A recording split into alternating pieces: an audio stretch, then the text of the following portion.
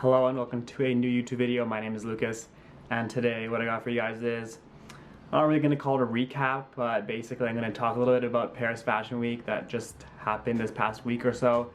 And now, before I do start, I'm going to say I'm no fashion journalist, critic. I don't claim to be any of that. These are just my opinions. I'm just going to talk a little bit about things that caught my eye, things that caught my attention, things that intrigued me, and honestly I didn't really pay too much attention to this year's Fashion Week in Paris. But with that being said, I'll just like to touch on a few things. Maybe you guys can chime in the comments, let me know what you thought, your opinions on the shows in general, and where the fashion scene and world is headed. But before we do get started, if you are new here, don't forget to subscribe, thumbs up, notification bell, really appreciate it. And I'm going to start off with probably who is the most talked about individual of Paris Fashion Week, from what I saw anyways, and that was Comme de Lan. I'm not sure if that's how you pronounce it. Apologize if I'm butchering that, but the creator of Kid Super and the first guest designer for Louis Vuitton since Virgil's passing. And first I'll talk about the Louis Vuitton show as it came before the Kid Super show. Now, going into this, I was excited. I know Kid Super does very out there things. He likes to use a lot of colors, fun silhouettes and textures and all that for his own brand, Kid Super. For the Louis show, I think he did that well. Kind of combined his own aesthetic with the things that Virgil kind of brought forward in the past couple of years. And I think they meshed relatively well for the most part. I thought the show was done well. I like the way that he used the stage kind of as like little rooms in a house, and that was interesting. He had the Rosalia performance at the beginning of the show, which definitely got the energy and got the hype up in the room at an extreme high. Overall, I think he did a pretty good job. I thought Virgil did a very good job while he was the creative director at Louis Vuitton, and obviously it's not going to be easy to fill his shoes. I don't think it's possible to fill his shoes. So I think Comme de Lan's first guest designer, whatever you want to call it, I thought it was an interesting choice. I thought he did a pretty good job. I'll be interested to see what Louis Vuitton does in the future and what direction they take, whether they appoint a permanent creative director, if they're going to keep having these guest designers throughout the collections. But overall, I thought it was solid. Good job to him. And then moving forward to his own brand, Kid Super, again, a little bit unorthodox in the fashion show where he got Tyra Banks to host a comedy show, I guess is the best way to put it, but Tyra Banks hosted a comedy show. They had a bunch of other people there wearing the looks, wearing the pieces, telling jokes. Not sure how well it was received in Paris, if the like typical fashion critic, journalist person really liked it, but I thought it was different. I like seeing people that push the boundaries and will do things other than just a normal runway show. Thought it was well done. Overall, the pieces, I'm not too sure if I'm the biggest fan of the actual pieces, but the show itself I thought was cool. Like I said, I like seeing people that think out of the box and do things a bit unorthodox, out of the norm, push the boundaries, which he does with his clothes as well. The colors, the silhouettes are very out there, very wild, very fun, which is good in the fashion world. I know a lot of things can get repetitive and dumbed down and so on and so forth. So overall, I think he did a good job with his two shows that he handled this fashion week. And like I said, I'm excited to see what Louis Vuitton does in the future. I'm excited to see what Comme does in the future. And overall, solid work from him. Now next up, I'm going to talk about a brand that I don't really have any connection to or any real interest in, but that is Givenchy. Now obviously Matthew Williams has been the creative director there for what feels like a few years now. Of course he has his own brand Alyx as well, and I've always found him a very interesting designer. I like his work. It's very like gothic, tech wear, very intricate designs and pockets and zippers and everything like that. He was one of my favorite designers back a few years ago when Alyx was really popping, and since then I think he's been okay at Givenchy. Like nothing has really caught my eyes, but for me this was his best work so far as the head of the brand. Everything from the couture suiting, I thought the tailoring and the suits was very, very well done, and then he went to the completely other side of the spectrum with some crazy outlandish outerwear pieces. The styling was good. So overall I think that was his best Givenchy show.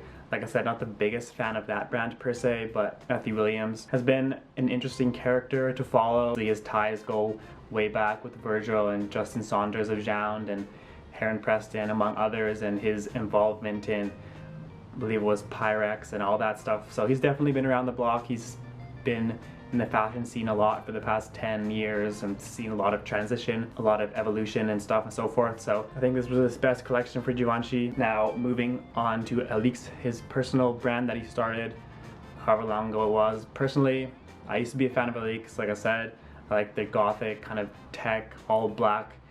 It's very sleek, very clean designs, but now the brand, I don't really know what he's doing. I thought this collection was very lackluster. Personally, I didn't really like any of the silhouettes. The colors that he used were a bit weird. I don't know, just personally not feeling the brand as much anymore. Maybe I'm just grown out of it. Maybe, I'm sure it still has a very big cult following and stuff like that, but for me, not for me anymore.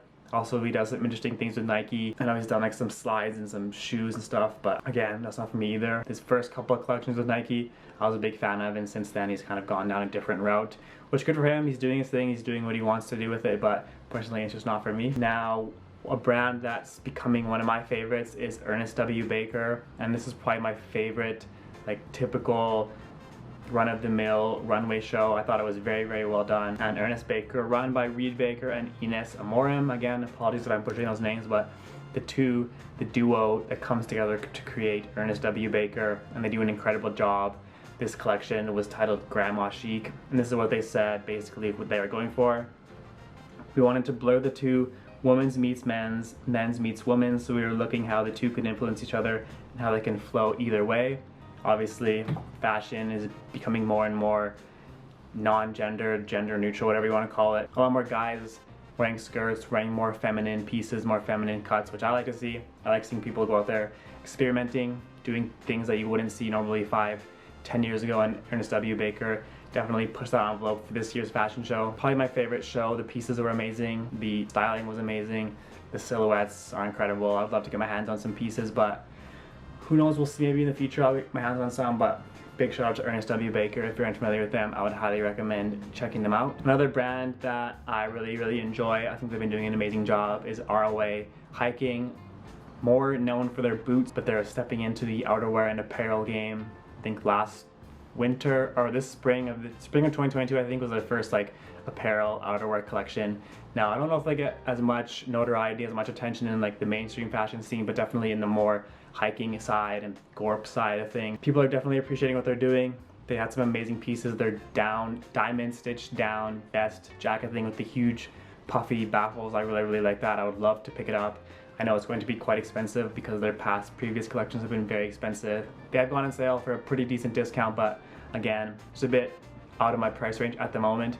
But ROI, I love what they're doing. I think Patrick Stangby is the guy that's really running the outerwear and the apparel. It's definitely got an And Wander vibe to it, which, I mean, in the outdoor apparel, it's kind of hard to separate yourself from others, but I think they've done a good job kind of sticking true to themselves, but also kind of taking things from other brands and making it into their own. So the diamond stitched down vest is one of my favorite things. The fleeces, the trousers are beautiful as well. I'll just love to get my hands on something. And in the past couple of years, they've become very experimental with the colors that they're using on their boots, the different materials. I love ROA, I love what they're doing. Hopefully they keep it up. Hopefully they continue to bring out these incredible outerwear pieces. The down jackets are amazing. The shell jackets look beautiful. So shout out to ROA, they're killing it. Another maybe lesser known brand that I'll talk about, you guys should definitely check out, is Sage Nation. Now I just found out about these guys recently through Instagram. They had their Fall Winter 23 show, of course, in Paris, and I don't know how I would describe it. I'm just gonna pull up their website right now. They are a UK-based label. So on their little about section on the website, it says, Sage Toda Nation, established in 2020. Sage Nation is a clothing brand delivered by Sage Toda Nation in London, built on Sage's dual Japanese and British heritage. The hybridization of these two cultures has engineered a unique approach to garment making, which pays close attention to traditional materials, methods of design, and garment construction. Striking an aesthetic and conceptual balance between these two cultures, Sage Nation is concerned with delivering non-seasonal, genderless clothing designed to embrace everyday wear, which basically sums it up. Pieces that you can wear every day, which honestly I'm all about. I love pieces that I can wear every day. I can style them easily with different things. They go with everything. The silhouettes are beautiful, obviously very Japanese inspired, so the trousers are going to be very boxy, very wide. Got some nice pleats on them as well. And my favorite piece I think I saw from the collection was this like wool bomber jacket, I want to say. It reminds me a lot of Kiko with their own twist on it. I think it was beautiful, beautifully well done. There's also some matching wool trousers, very boxy, very wide, very Japanese silhouette. So I love that. I think they're killing it. Big fan of what they're doing. Relatively new, just started in 2020, but if you're unfamiliar with them, I'd recommend checking out their Instagram, their website. I think they're available on Essence as well. So Sage Nation, a brand to definitely keep an eye out for in the future. So that's pretty much just my roundup, wrap up, recap, whatever you want to call it, of what I took away from Paris Fashion Week. Like I said, I didn't pay too much attention to it. There's a ton of shows, but these are the things that kind of grabbed my eye, grabbed my attention, piqued my interest. If you want to see more, see what I think of other shows or whatnot, just let me know down below in the comments. I'll definitely open to doing that either here or maybe on TikTok as well. But thank you guys so much for watching, and I will see you next time.